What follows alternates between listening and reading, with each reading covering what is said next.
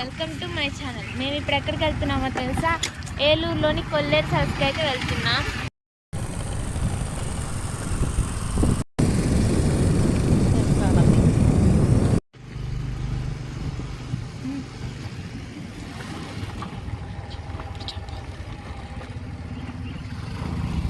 చూసారా ఈ బర్డ్స్ ఎంత బ్యూటిఫుల్గా ఉన్నాయి. ఇవి అయితే ఆస్ట్రేలియాకి సంబంధించినవి, అయితే అంతరించిపోతున్నాయి.